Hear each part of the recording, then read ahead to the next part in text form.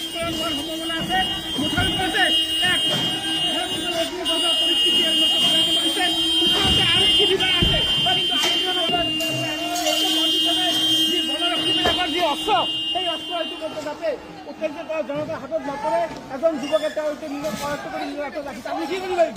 এই যিটো অকেভৰিছে ওলাই লৈছে কি কৰিব? মানে ইউথবিলাকতো বহুত সেন্টিমেন্ট বেছি হৈ আছে, সেইকাৰণে আমি এইবিলাক আমি ধ্বংস কৰিব নকৰিম।